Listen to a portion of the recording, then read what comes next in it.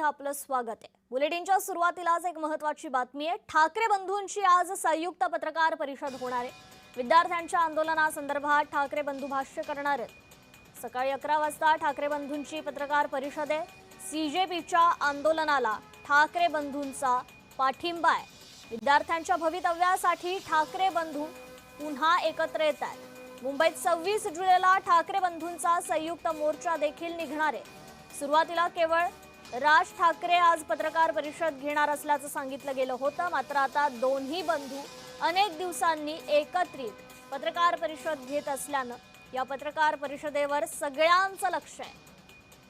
अधिक अपडेट घेऊयात आपल्या प्रतिनिधी भाग्यश्री प्रधान आचार्य यांच्याकडून। भाग्यश्री, ठाकरे बंधू पुन्हा एकत्र आलेले आहेत विद्यार्थ्यांसाठी। खरं तर आंदोलन देखील छेडण्यात येणार आहे, त्यापूर्वी पत्रकार परिषद आज होतीये, काय अधिकची अपडेट आहे?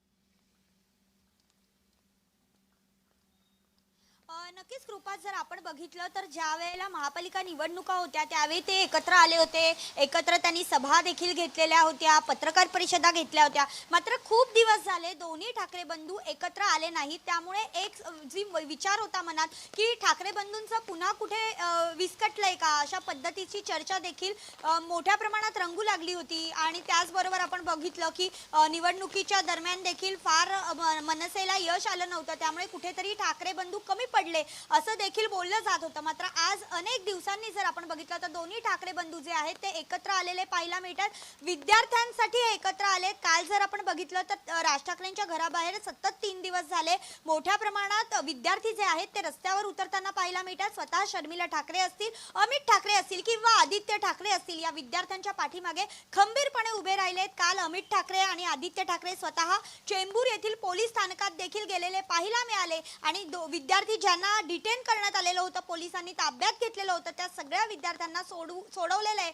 याच वेळेला आदित्य ठाकरे यांनी एकत्रितपणे आपण जनगण घेऊ अशा पद्धतीची घोषणा देखील केलेली होती 26 जुलैला। आणि आज जर आपण बघतोय की दोन्ही ठाकरे बंधू एकत्रित पत्रकार परिषद घेताना पाहायला मिळतात। खरं तर उद्धव ठाकरे जे आहेत ते दिल्ली इथे जंतर मंतर येथे जाऊन देखील आलेले आहेत।